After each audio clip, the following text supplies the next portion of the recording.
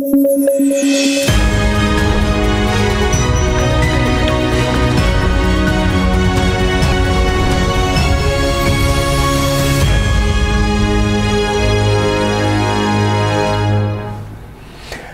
वालेकुम। प्रोग्राम सहाफ़ी में आज एक बार फिर एक बड़े सियासी साबिक़ वज़ीर-ए-आज़म पाकिस्तान जनाब शाहिद खाकान अब्बासी हमारे साथ मौजूद हैं। अब शाहिद खाकान अब्बासी साहब का तारुफ सिर्फ साबिक़ वज़ीर-ए-आज़म नहीं बल्कि एक नई जमात जो जल्द ही लॉन्च होने जा रही है 6 जुलाई को। शाहिद खाकान अब्बासी साहब आपकी जमात अवाम पाकिस्तान के नाम से अब तो उसके जमात है जिसका बिल्कुल उसके आप रहनुमा कहा जा सकता है। अभी इलेक्शन तो होने हैं उस पार्टी में और जाहिर बात है उसका एक लीडर भी चुना जाएगा और मोस्ट प्रोबेबली आप होंगे या जो भी है, लेकिन क्या तरीक़ाकार क्या होगा उसका? तरीक़ाकार हमने ये रखा है, एक आइन बनाना पड़ता है। हमने ये तरीक़ाकार रखा है उसके अंदर की एक ऑर्गेनाइजिंग कमेटी होगी जो फाउंडिंग मेंबर्स पर मुश्तमिल होगी। कुछ लोग और वो ऐड कर लेंगे, वो 1 साल तक उनका मुद्दत है कि पार्टी को ऑर्गेनाइज कर लें। ठीक है, तो ये वो काम करना शुरू कर। अगर 1 साल के दौरान इलेक्शंस हो गए तो उसमें आप शामिल नहीं हो सकेंगे? नहीं, अब वो आप फैसला कर लें, जमात तो मौजूद है ना। हाँ, वो तो ऑर्गेनाइजेशन जमात की बनती है ना। ठीक है, मतलब अभी आइन नहीं बना पार्टी का कोई आज सच? वो आइन बन गया है। अच्छा, सबमिट भी है।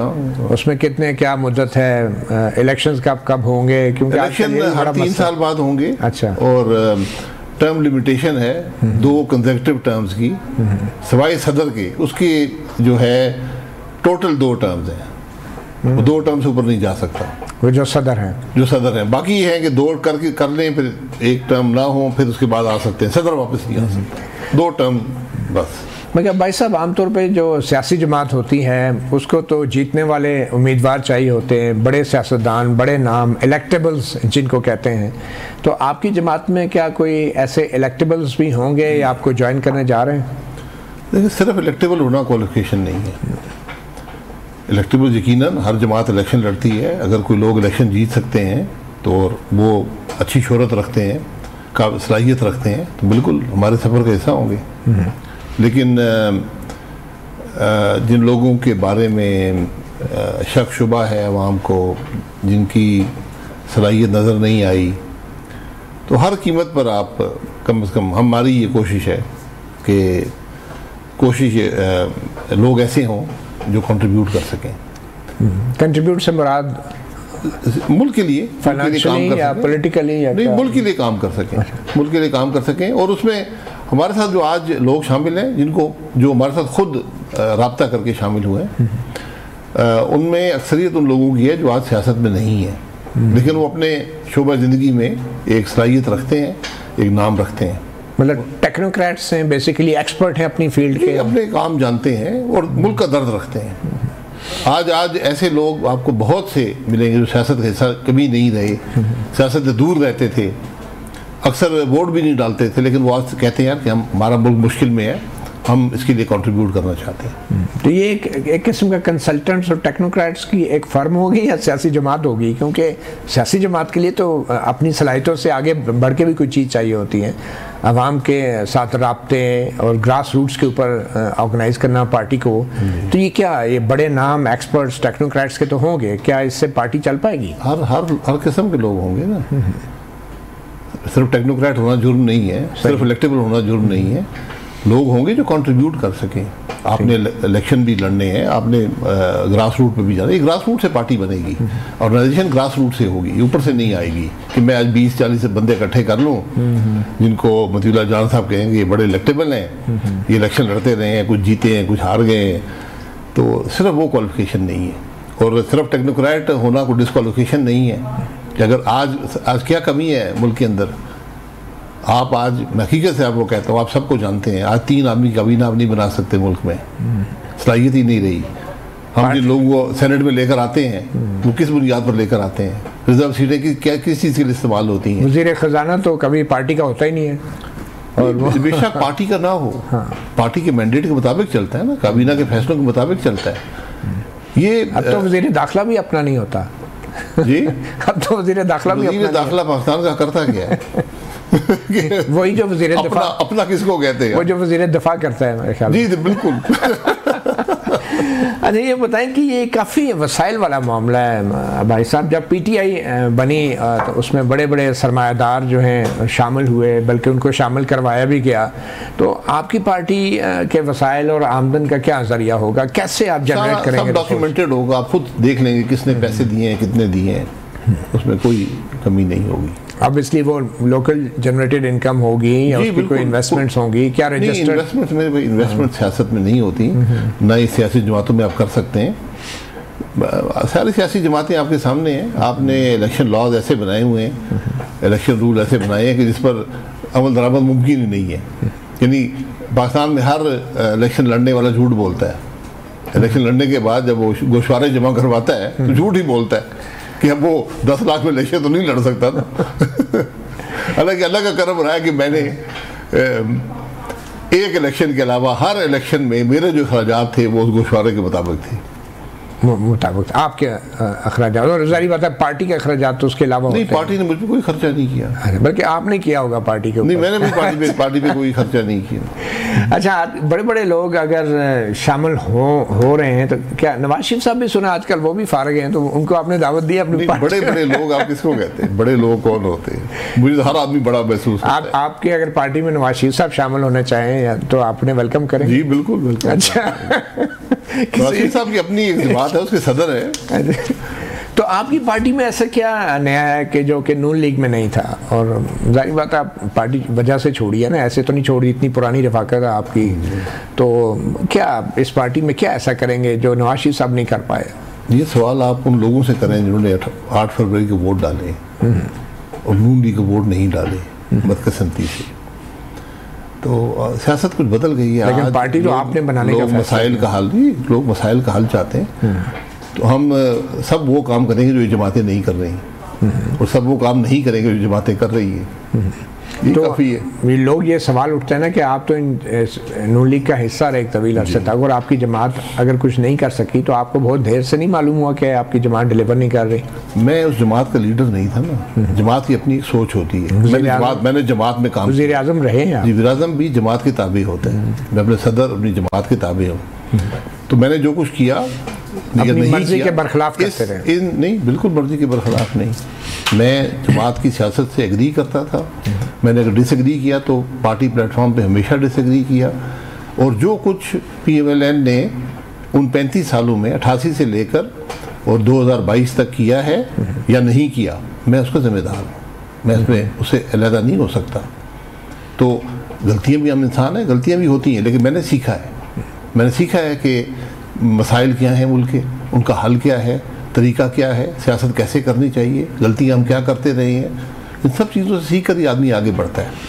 तो ये जो आजकल सियासी जमातें हैं, एक तासुर ये है कि इन जमातों में पुराने लोग और सीनियर सियासतदान जो हैं वो हावी रहते हैं और टिकट्स भी लेते हैं। नौजवानों को मौका नहीं मिलता एक पार्टी में अपनी जगह बनाने के लिए। तो आपकी पार्टी के अंदर नौजवानों के लिए क्या ऑफर कर रहे हैं? ये बिल्कुल एक नई जमात है, उसमें यकीनन नौजवानों के लिए ज़्यादा मौके होंगे। देखिए, मैं पहले कहा ना कि नौजवान होना या बूढ़ा होना ये अपने तौर पर क्वालिफिकेशन नहीं है। आपकी क्या सलाहियत है, आप क्या लेकर आते हैं, आप कितनी मेहनत करेंगे, सियासत में कैसे आप एंट्री करेंगे, ये ज़रा हर एक का अपना तरीका, अपना सफ़र होता है। मेरा कभी सियासत का ख्याल नहीं था ज़िंदगी में, लेकिन हालात ऐसे पैदा हो गए कि मैं आज आपके सामने बैठा हूँ 35 साल के बाद। तो मेहनत करनी चाहिए। आज जो सियासत में काम कर सकता है, सियासत में कामयाबी किसको कहते हैं? मैं उसको कंट्रीब्यूशन को कहता हूँ। मैं इलेक्शन जीतने को कामयाबी नहीं समझता। मैं कामयाब सियासतदान वो जो मुल्क के लिए कुछ कर सके। तो मुल्क के लिए वही लोग कर सकते हैं जो तालीम भी रखते हों, तजुर्बा भी रखते हों ज़िंदगी का और सियासत का। उसके बाद आकर आप मुल्क के लिए कुछ कर सकते हैं। वरना आप, मैंने लोगों से मिला हूँ जो 50-50 साल सियासत में रहे हैं और मुझे उनके इलेक्शन भी जीते हैं, लेकिन कंट्रीब्यूशन नज़र नहीं आती। मुल्क के लिए उनका कोई उन्होंने कुछ दिया नहीं है। तो नवाज शरीफ साहब की मुल्क के लिए कोई कंट्रीब्यूशन नहीं है? नवाज शरीफ की बहुत सी कंट्रीब्यूशन है, बहुत सी कंट्रीब्यूशन है। तो उससे हट के मुख्तलिफ इजाफे क्या कर सकते हैं? आप क्या कर सकते हैं मज़ीद? उनकी कंट्रीब्यूशन हो गई। अब जो सियासत आज PMLN ने अपनाई है, मुझे उससे इत्तेफाक नहीं है, इसलिए मैं आपके सामने बैठा हूँ। आपको किस सियासतदान आपका आइडियल कौन है अगर तारीख के हिसाब से देखा जाए? क्योंकि डेफिनेटली हर सियासतदान का कोई ना कोई उसके सामने एक रोल मॉडल होता है, चाहे वो नौजवानी में हो या अब बाद में आए, तो आपके नज़दीक कौन सा सियासतदान आइडियल है जिसको आप फॉलो करना चाहेंगे अपनी नई पार्टी के अंदर? देखिए, आइडियल आप इसको जो आइन के मुताबिक चलता हो। कौन आपकी नज़र में कोई था? यही मुश्किल नजर है, यही मुश्किल है। ये इस मुल्क की मुश्किलात का यही वजह है। तो नौजवानों की जब बात हम कर रहे हैं तो क्या स्टूडेंट यूनियंस को आप बहाल करना चाहेंगे? जी, स्टूडेंट यूनियन बहाल होनी चाहिए, सियासी प्लेटफॉर्म से नहीं, सियासी मकासद के लिए इस्तेमाल ना हो। सियासी मकासद गलत चीज़ है वैसे, सियासत मैंने वो देखी, आपने भी देखी है, आप भूल जाते हैं कि क्या होता था पंजाब यूनिवर्सिटी में, क्या होता था यूईटी के अंदर, क्या होता था दूसरे कराची यूनिवर्सिटी में। भुट्टो दौर की बात जब उससे पहले भी, जब स्टूडेंट पॉलिटिक्स मनफी हो जाए, दुनिया में स्टूडेंट पॉलिटिक्स होती है, आप आइडियोलॉजी की बात कर सकते हैं, लेकिन जब आप आकर यूनिवर्सिटी के अंदर एक पॉलिटिकल माहौल क्रिएट करके वो उसको जंग में तब्दील कर दें, आप हॉस्टलों पर कब्जे कर लें, आप एग्जामिनेशन सेंटर पर कब्जे कर लें, दाखिले आपकी मर्जी के मुताबिक हों, टीचर आपसे भागते फिरते हैं। मैंने यूईटी जैसे इदारे में, जो वर्ल्ड क्लास इदारा था, मैंने वाइस चांसलर और मैं और बोर्ड के जो उसके मेंबर थे, हम खुद भागे हैं मीटिंग छोड़कर, उसके सिंडिकेट की मीटिंग छोड़कर नाले को अबूर करके जाके हमने अपनी जान बचाई। तो ये जो है, इसका एक बैलेंस क्रिएट करना ज़रूरी है। मकसद क्या है स्टूडेंट पॉलिटिक्स का? उनको तैयार करना है या उनको ये तरबियत देना है जो हम देते रहे हैं? दूसरा मसला आपका ये पैदा हो गया, मैं बिल्कुल स्टूडेंट पॉलिटिक्स के हक में हूँ, ये होनी चाहिए। अब ज़्यादा जो स्टूडेंट्स हैं वो प्राइवेट यूनिवर्सिटीज़ में हैं, वो चाहेंगे या नहीं चाहेंगे, ये उनकी मर्जी है कि इजाज़त दें। असूली तौर पे आप क्या समझते हैं? होनी चाहिए, लेकिन दायरे यूनियन तो वैसे भी एक कानूनी हक नहीं है, शहरियों का आइन देता है, राइट टू एसोसिएशन, आर्टिकल 17 है, तंजीम साजी का हक है, तो ये बुनियादी हक नहीं है, चाहे वो प्राइवेट इदारे हैं चाहे पब्लिक सेक्टर है। मैं आपके टीवी स्टेशन पे आके ये काम नहीं कर सकता हूँ, मुझे बाहर इजाज़त है, मेरा आइनी हक है, लेकिन आप एक इदारे का अगर हिस्सा हैं, वो इदारे अपने रूल्स बना सकता है। मैं यकीनन स्टूडेंट पॉलिटिक्स होनी चाहिए, ये एक तजर्बा है जो आप जब 76 साल बाद शुरू होगा। स्टूडेंट नहीं, 76 साल में पहले भी आप करते रहे, उससे सबक हासिल करने का हुआ क्या था, मसला क्या पैदा हुआ था। तो ये ज़रूरी है, ये तरबियत का हिस्सा है। आप मानते हैं कि स्टूडेंट यूनियंस जो हैं ना होने की वजह से आज पाकिस्तान की सियासत का भी बुरा हाल है और सियासतदान भी नहीं पैदा हो रहे हैं और लीडरशिप सामने नहीं आ रही? यूनियंस होती भी तो आपका यही हश्र होता। अच्छा, क्योंकि हमने ज़मीर बेच दिया ना, हमने आइन को आइन नहीं माना। तो जैसा यूनियन पे पाबंदी लगी है, तो इस तरह तो सियासी जमातों पर भी पाबंदी लगा देनी चाहिए। बड़ा तशद्दुद लगती थी, नहीं आप होना चाहिए वैसे ये, क्योंकि यूनियन का कसूर तो नहीं होगा इसमें। ऑब्वियसली ये तो लॉ एंड ऑर्डर की सिचुएशन है, गवर्नेंस के मामलात हैं, कमज़ोरी है। अगर तशद्दुद होता है यूनिवर्सिटीज़ में या कॉलेजेस में, तो इसमें यूनियंस का तो कोई कसूर नहीं है। जब यूनियन ही कर रही हो फिर क्या होगा? मसला तो ये पैदा होता है ना, मकसद, एक यूनियन का मकसद होना चाहिए। पर आपके नज़दीक ये है कि होनी चाहिए, लेकिन बिल्कुल होनी चाहिए, मकसद होनी चाहिए, एक मकसद हो ना, तरबियत मकसद होता है ना। चलें आपकी पार्टी के काफ़ी हद तक एक नज़रिया या सोच तो सामने आ गई। एक छोटी सी ब्रेक लेते हैं। हमारे साथ मौजूद हैं अवाम पाकिस्तान, एक नई सियासी जमात पाकिस्तान के सियासी उफ़क़ पे नमूदार हुई है, उसके रहनुमा जनाब शाहिद खाकान अब्बासी।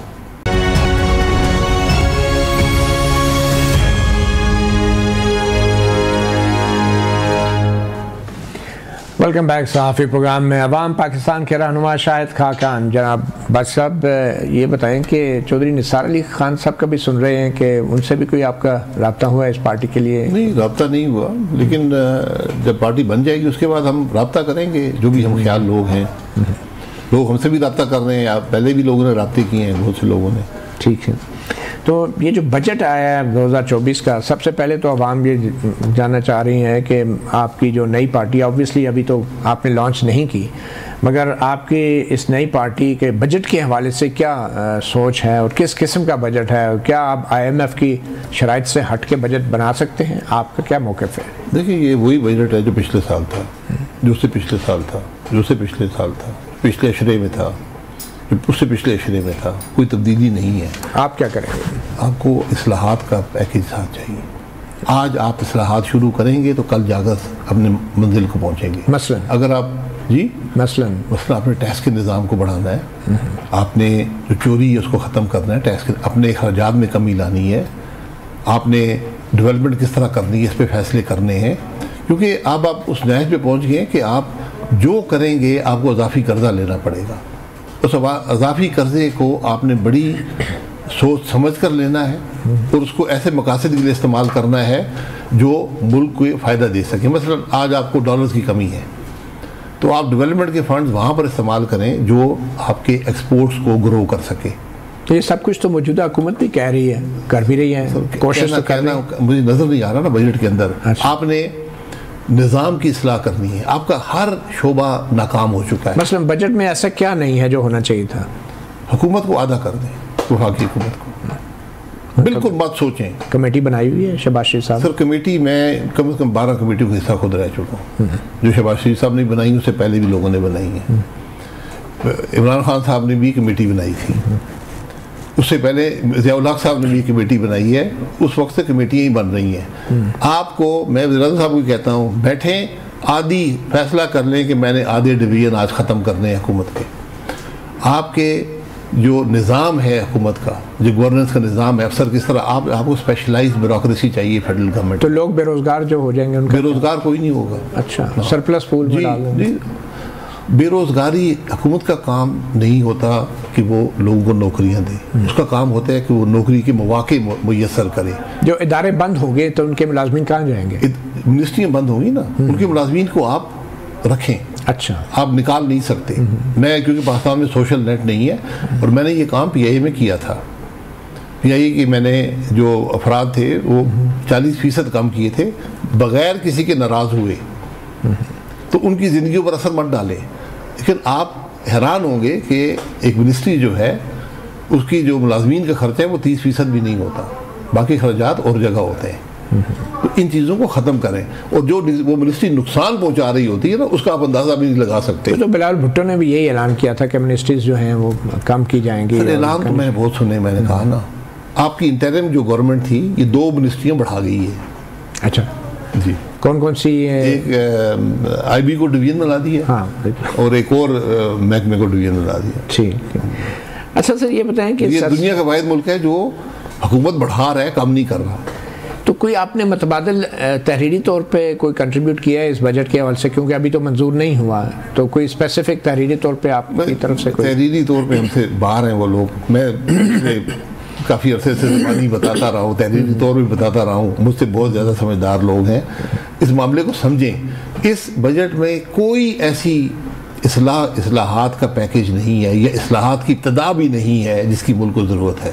तो फिर आपका 1 साल और गुजर गया। तो इसका मतलब IMF से डील नहीं होने वाली अगली जो IMF तो आपको अपनी शराइत देता है ना, तो वो पूरी हो जाएगी, उससे भी ज़्यादा जानी है तो वो पूरी हो जाएंगी। नहीं होगी तो फिर वो बंद कर देंगे, फिर आप रोई धोएंगे, फिर वो आपको इजाज़त दे देंगे। ये तो आपका काम, IMF की आपसे दुश्मनी तो नहीं है ना। आपका काम मुश्किल हो जाएगा, आप जब वज़ीर आज़म बनेंगे तो फिर बड़े मसाइल पैदा होंगे। जी, मेरा बनना ज़रूरी नहीं है। अच्छा, हो सकता है आपको मौका मिल जाए। हमारा काम है आपके लिए जगह हमवार करना। अच्छा, कि आपको भी मौका मिल सके। अच्छा ये बताएंगे ये जो सियासी सूरत हाल बड़ी तेज़ी से बदल रही है, बहुत बड़ा ऐलान कर दिया है हुकूमत ने, अज़्म-ए-इस्तेहकाम ऑपरेशन लॉन्च करने का जो फैसला किया है हुकूमत ने, इस ऑपरेशन के बारे में आपकी क्या राय है, क्या सोचते हैं आप? देखिए, आपके मुल्क पर हमला होगा तो मुकाबला आपने करना है। उस खराबी का मुकाबला आप नहीं करेंगे, आप जिम्मेदारी पूरी नहीं कर रहे, ये आपने करना है। इसके लिए आपको एक अवाम की सपोर्ट भी चाहिए, पार्लियामान के अंदर भी सपोर्ट चाहिए। वो हुकूमत का काम है कि पैदा करे। साथ ये भी देख लें कि हालात पैदा क्यों हुए हैं, क्योंकि हमने ज़रब अज़ब भी की थी, तकरीबन 8 साल हो गए, कामयाब हुए थे, बेपनाह कुर्बानियाँ देनी पड़ी थी, तो फिर क्यों हालात पैदा हुए? मैं गुजारिश करूँगा अपने अरबाब इक़्तिदार और अरबाब इख्तियार से, ज़रा अफ़गानिस्तान का दौरा कर लें आज। अच्छा, वो वहाँ गवर्नेंस कैसे है? तो आपका रोल मॉडल है वो? नहीं, मेरा रोल मॉडल नहीं है। मुझे एक साहब आए, उन्होंने बताया कि वहाँ पर हुकूमत कैसे चल रही है। अच्छा, तो मैं कम से कम जो, क्योंकि उस आदमी की बात पर मैं यकीन रखता हूँ, और वो ये कोई छुपी हुई बात नहीं है कि वहाँ हुकूमत कैसे चलती है। वहाँ पर जमहूरियत है? जी, वहाँ पे उनका अपना निज़ाम है। अच्छा, उनका अपना एक ज़ाब्ता है। वो निज़ाम जमहूरियत से बेहतर है? नहीं, वो उनका निज़ाम है, वो उस मुल्क के लिए चलता है। आपके लिए वो जमहूरियत चाहिए, उसके बगैर आपका निज़ाम नहीं चलेगा। आपने कोशिश कर ली है ना बहुत, हमने गैर जमहूरी भी 32 साल गुजारे हैं, हाइब्रिड भी गुजार लिए हैं, मुल्क भी तोड़वा बैठे हैं। तो आप हाइब्रिड निज़ाम पे बिलीव नहीं करते? मैं आइन पे बिलीव करता हूँ। उस आइन को हाइब्रिड कर दे, हाइब्रिड पे यकीन करना शुरू कर दूंगा, लेकिन ये चलता नहीं है ना। आपकी पार्टी का क्या मौक़िफ़ होगा कि अगर वो अक्सरियत में आती है या 2/3 अक्सरियत मिलती है तो आइन में तरमीम करके हाइब्रिड निज़ाम लाना चाहेंगे आप? नहीं, निज़ाम वो हो जो आइन हो। नहीं, आइन में तरमीम करेंगे आप? मैं हाइब्रिड निज़ाम के हक में तो मैं नहीं हो सकता ना कि इख्तियारात किसी और के पास हो, जिम्मेदारी किसी और की हो। ये हाइब्रिड निज़ाम नहीं चलते। आप ले लें, जिसके इख्तियारात हैं जिम्मेदारी फिर उसकी है। तो इस्टेब्लिशमेंट से बातचीत करने या मुज़ाकरात करने की पॉलिसी आपकी नई पार्टी की नहीं होगी? मुज़ाकरात, आइन के अंदर मुज़ाकरात नहीं होते।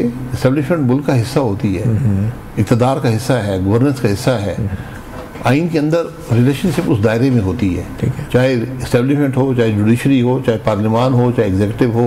ये तमाम इदारे जो है इस्टेब्लिशमेंट मातहत होती है, इनके रिश्ते लिखे हुए हैं। इस्टेब्लिशमेंट मातहत होती है, इस्टेब्लिशमेंट मातहत भी होती है और उसके नीचे भी इदारे होते हैं। इसी तरह जुडिशरी का अपना एक रोल है, उसके नीचे इदारे होते हैं। एग्जीक्यूटिव का अपना रोल है। एक सिविल सुप्रीमेसी हमारे आइन का हिस्सा है। हमने सारी सुप्रीमेसी अपना ली है। तो इस्टेब्लिशमेंट जो है अपोजिशन जमातों के साथ मुज़ाकरात कर सकती है या अपोजिशन के सियासतदान उनसे मुज़ाकरात का मुतालबा कर सकते हैं? क्या ये सब कुछ आएंगे? वो मिलना चाहे तो बिल्कुल मिले। मुज़ाकरात किस बात पे करेंगे? अच्छा, आर्मी चीफ की मुलाकातों पे आपको एतराज़ नहीं होगा? अगर आप मुझे कोई एतराज़ नहीं है। अगर हुकूमत के किसी कानून में लिखा हो कि मुलाकात नहीं होगी, फिर आपके ख्याल में कोई कानून रोकता नहीं है? मैंने ऐसा कानून देखा नहीं है। अच्छा, मैंने नहीं देखा कि एक आर्मी चीफ किसी पाकिस्तानी शहरी को ना मिल सकता हो। अच्छा, या कोई पाकिस्तानी शहरी किसी आर्मी चीफ से ना, या सियासत ना कर सकता हो।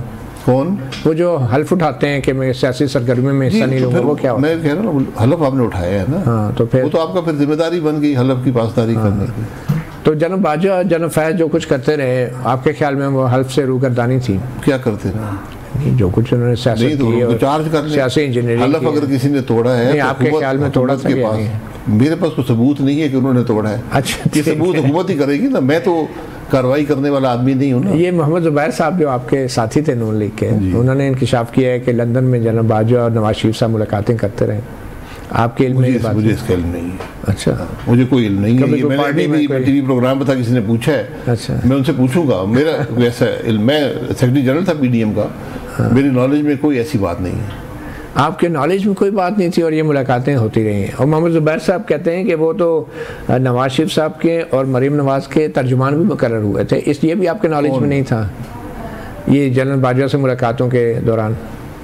तर्जुमान तो वो थे, लेकिन क्या मुलाकातों के तर्जुमान थे या वैसे तर्जुमान? नहीं, आपके इल्म में नहीं था कि मोहम्मद ज़ुबैर जनरल बाजवा से मुलाकातें कर रहे हैं? इसका एक उन्होंने खुद एतराफ़ किया है और जनरल बाजवा ने शायद कहा था उनकी मुलाकातें हैं, मिले आपस में, मुझे कोई इतराज़ नहीं है। तो यही मैं पूछना चाह रहा हूँ ना कि आप एक नई जमात बनाने जा रहे हैं, तो आपकी जमात के इस हवाले से मौक़िफ़ क्या है कि क्या जो इस्टेब्लिशमेंट है वो सियासतदानों से इस नौइयत की मुलाकातें कर सकती है? आप कहते हैं कि कोई पाबंदी नहीं है। जो मुलाकातें आइन के मुताबिक हैं वो दुरुस्त हैं, मसलन कानून के मुताबिक हैं। आइन के मुताबिक कौन सी मुलाकात है जो अपोजिशन लीडर और आर्मी चीफ के बीच हो सकती है? NSC के प्लेटफॉर्म पे हो सकती है। हाँ, उसके अलावा नहीं हो सकती? नहीं, उसके अलावा भी हो सकती है, कुछ रुकावट नहीं है, लेकिन हर चीज़ पब्लिक नॉलेज में होनी चाहिए। इसमें कोई मुझे कोई ऐसी कानून कम से कम मैंने नहीं देखा कि एक अपोजिशन लीडर जो है वो आर्मी चीफ से ना मिल सके या चीफ जस्टिस से ना मिल सके। ये किसी पे बार नहीं है। एक छोटी सी ब्रेक लेंगे। हमारे साथ मौजूद हैं साबिक वज़ीर-ए-आज़म जनाब शाहिद खाकान अब्बासी, और इनसे फिर हम जानने की कोशिश करेंगे। इनकी नई पार्टी है, 6 जुलाई को ये लॉन्च हो रही है, और इनसे हम ये मालूम करने की कोशिश करेंगे कि अब जबकि अज़्म इस्तेहकाम ऑपरेशन का ऐलान कर दिया गया है, तो अपोजिशन की जमातों में ख़ास तौर पे मौलाना फजलुर रहमान की तरफ से इसको ऑपरेशन अदम इस्तेहकाम का नाम दिया जा रहा है। इसके ऊपर अवाम पाकिस्तान पार्टी का क्या मौक़िफ़ है? एक वक्फे के बाद वेलकम बैक सहाफ़ी प्रोग्राम में। अवाम पाकिस्तान पार्टी के रहनुमा शाहिद खाकान अब्बासी हमें ज्वाइन किया है। भाई साहब, ये जो मौलाना फजलुर रहमान साहब ने कहा है कि वो ऑपरेशन की भरपूर मुखालफत करेंगे और अपोजिशन की तमाम जमातें इसकी मुखालफत कर रही हैं, PTI की तरफ से इसकी शदीद मुखालफत हो रही है, तो आप हुकूमत के साथ खड़े हैं अज़्म इस्तेहकाम ऑपरेशन के हवाले से? नहीं, मुझे इन डिटेल्स का नहीं पता कि बुरहान साहब ने क्या कहा है, पीटीआई ने क्या कहा है। अगर एक मुल्क में वो लोग जो हमलावर हो रहे हैं उनके ख़िलाफ़ अगर मुल्क कार्रवाई कर रहा है, ये उनकी ज़िम्मेदारी है, हुकूमत की ज़िम्मेदारी है। अगर फ़ौज ये कार्रवाई करेगी, बेपनाह शहादतें होती है, मामूली बात नहीं है। इन सब बातों जो हम करते हैं, नाकामी, जब आपका घर कमज़ोर होता है तो आपके मुल्क दुश्मन ताकतवर हो जाते हैं, लोग आप पे हमलावर होते हैं। हमने, आपको कुछ अंदाज़ा नहीं है कि कितनी कुर्बानी हमने जो ऑपरेशन हुआ था में और इस ज़रब अज़ब में हमने जो कुर्बानियाँ दी थी, बेपनाह हज़ारों की तादाद में वो शहादतें हैं। तो आज पहली बात तो ये है कि हमें इस खराबी का मुकाबला करना और हमने मिलकर करना है। मेरा नहीं ख्याल कि इससे कोई शख्स बाहर रह सकता है। वो कहते हैं पार्लियामेंट में ले आते मामले को, नेशनल सिक्योरिटी कमेटी में लाना चाहिए था इसको। ये तो अपोजिशन को एतमाद में ले लेते हैं, क्या सबको एतमाद में लेना चाहिए। ये हुकूमत का काम है, हुकूमत करे, आज भी करे, ज़रूरत नहीं है, ज़रूरी बात नहीं है। जब मियां नासिर ने किया था तो ज़माने में एक डिबेट भी हुई थी, पार्टी के अंदर भी, काबीना के अंदर भी, और उसमें अपोजिशन के लोगों की दावत थी, और उसमें शुरू में नहीं हुआ था ऑपरेशन। कहा था कि पहले नेगोशिएट कर लें। उस पर आज तक एक कंट्रोवर्सी है कि वो फैसला था या नहीं था। ठीक है, लेकिन ये भी कंट्रोवर्सी थी ना कि वो फैसला राहिल शरीफ साहब का था या नवाज शरीफ साहब का था। ये कंट्रोवर्सी तो लोगों के जहन में रहती है, लेकिन मैं जानता हूँ किसका था। तो बहरहाल वो दुरुस्त था नहीं था, तो तारीख फैसला कर देगी। लेकिन ये चीज़ें जहाँ पर आप जब किसी का मुकाबला करेंगे तो सबसे पहले घर को मजबूत करना पड़ता है। तो घर में मुशावरत नहीं होगी तो घर कमज़ोर रहेगा। लेकिन अगर अपोजिशन जमातें जो हैं उन्होंने इस ऑपरेशन की मुखालफत का ऐलान कर दिया, तो आपके ख्याल में ऑपरेशन फिर भी होना चाहिए? ऑपरेशन तो आपको करना पड़ेगा ना। आप पे घर पे हमला हो रहा हो तो आप चुप तो नहीं बैठ सकते कि मैं अपोजिशन, वो अपने मजाक का इजहार कर दे। अपोजिशन जो है, हुकूमत का काम है कंसेंसस बिल्ड करना। हुकूमत नहीं कर रही तो अपने फ़राइज़ अंजाम नहीं दे रही। तो ये ऑपरेशन के ऐलान के बगैर जो हैं, क्या हमारे इदारे इतनी सख्त नहीं रखते कि इस दहशतगर्दी का मुकाबला कर सकें, या इस ऑपरेशन का ऐलान करना ज़रूरी होता है? ज़रूरी होता है आपको, क्योंकि पब्लिक सपोर्ट चाहिए होती है, अवाम को पता होना चाहिए कि मैंने जैसे कहा ना कि ये मामूली मामलात ये नहीं है, ये बड़ी गैर मामूली हालात होते हैं। तो हमें ज़रा हर काम को सियासत से थोड़ा दूर, मुल्की ऐसे मामला को सियासत से दूर रखे तो बेहतर है। अच्छा, एक महमूद खान अचकज़ई साहब बड़े सीनियर सियासतदान हैं, वो तहरीक तहफ़्फ़ुज़ आईन पाकिस्तान चला रहे हैं, अपोजिशन जमातों की क़यादत कर रहे हैं। तो क्या अवाम पाकिस्तान पार्टी भी तहरीक तहफ़्फ़ुज़ आईन पाकिस्तान में शामिल होना चाहेगी या होगी, या उन्हें सपोर्ट करती है उनके इस तहरीक?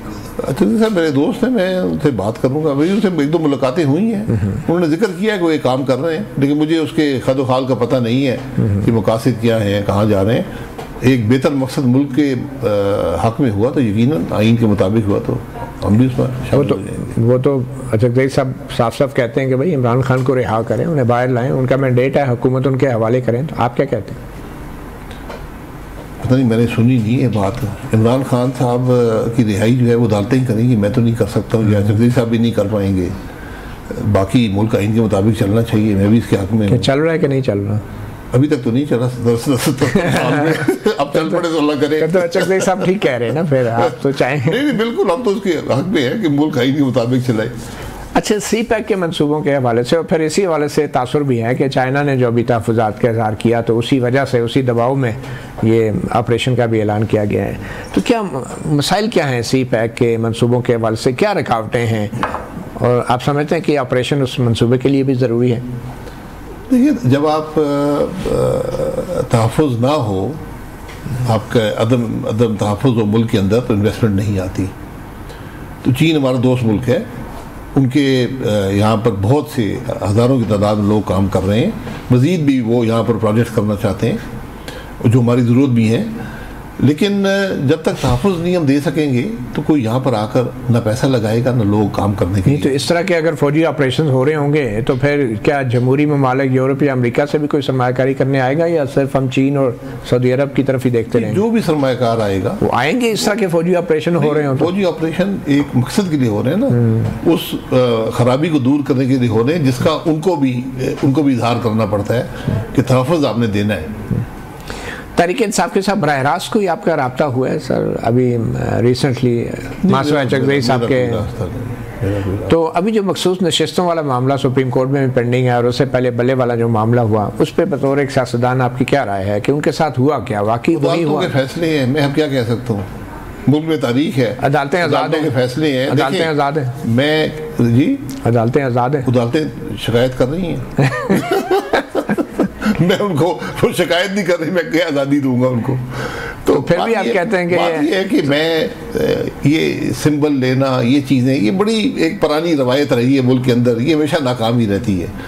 ये जो ख्वातीन की सीटों का मसला है, क्या ये सीट पीटीआई चूँकि वो इलेक्शन नहीं लड़ा है, इंडिपेंडेंट लड़े हैं, अब इलेक्शन कमीशन ने एक फैसला कर दिया, अदालतें फैसला कर दें उसके ऊपर दुरुस्त है या नहीं है। लेकिन मैं इस बात पे मैं काफ़ी क्लियर हूँ, जो मेरी समझ है सियासत की, कि आप वो सीटें किसी और जमात को नहीं दे सकते, कुछ सीटें खाली रह सकती हैं, क्योंकि जो जिस तनासब से आपने वोट हासिल किए हैं उससे बढ़कर आपको मखसूस नशिस्त नहीं मिल सकती। बहरहाल ये अदालतों के पास मामला है, फैसले कर दें। आपने खुद कहा अदालतें आज़ाद नहीं है, तो फिर मैंने नहीं कहा आज़ाद नहीं है, मैं क्या वो शिकायत कर रही है कि हम आज़ाद नहीं है? आपके ख्याल में दुरुस्त शिकायत कर रही? नहीं, मैंने कहा वो कर रही है शिकायत, अदालत तो नहीं कह रही, अदालत को तो 4-6 जज ने लिखा था कि हम पे दबाव है, तो अदालत ने आकर कुछ बल्ले के निशान क्या जो फैसला किया सुप्रीम कोर्ट ने, उस पर बड़ी तनकीद होती है, आपके ख्याल में दुरुस्त फैसला था? तारीख पे छोड़ दे फैसले यार, कौन से फैसले दुरुस्त हैं गलत हैं? आपकी कोई राय? फैसले हैं, आप साइबर आए हैं, कोई राय तो देना। साहिब राय, उससे फर्क क्या पड़ता है? अच्छा नहीं, अगर उस बात पर देनी चाहिए ना पड़े। आज एक इशू हो, एक फैसला अदालत ने कर दिया, अब उसे आप पूछ रहे भुट्टो साहब की फांसी सही थी या गलत थी, मियां नवाज की हुकूमत तोड़ना सही था या गलत था? ये कितने फैसलों पे आप राय? अच्छा, 9 मई के वाकयात पे कमीशन बनना चाहिए, अदालती कमीशन? अदालती नहीं, ये देर कर दी है, देर कर दी है। किसने? हुकूमत ने देर की? हुकूमत ने देर की है। अब पहले दिन इतना बड़ा वाकया हुआ, आपको कमीशन एक्ट पाकिस्तान में मौजूद है, जुडिशल कमीशन ये इस काम के लिए नहीं होते, जब हुकूमत फेल हो जाए फिर जुडिशल कमीशन आते हैं। फौजी अदालतों में सिविलियन का ट्रायल होना चाहिए? कानून में अगर गुंजाइश है तो है कि नहीं है? जी, कुछ कानून में है, कुछ कानून में गुंजाइश इस बात की है, और लेकिन हर चीज़ वहाँ पर नहीं हो सकती। आपके पास एंटी टेररिज्म, अगर टेररिज्म हुआ है, एंटी टेररिज्म कोर्ट्स मौजूद हैं, स्पेशल कोर्ट्स हैं, लेकिन अगर आपने कोई ऐसा दफ़ा तोड़ा है, ठीक, आप भी वकील है कि नहीं है? वकील तो नहीं, वकीलों से सीखते हैं। बहुत शुक्रिया शाहिद खाकान अब्बासी। अवाम पाकिस्तान नई सियासी जमात, और अवाम पाकिस्तान जैसे हैं वैसे अवाम पाकिस्तान पार्टी भी होगी और होनी भी चाहिए। सहाफ़ी प्रोग्राम से इतना ही, इजाज़त दीजिए, अल्लाह हाफ़िज़।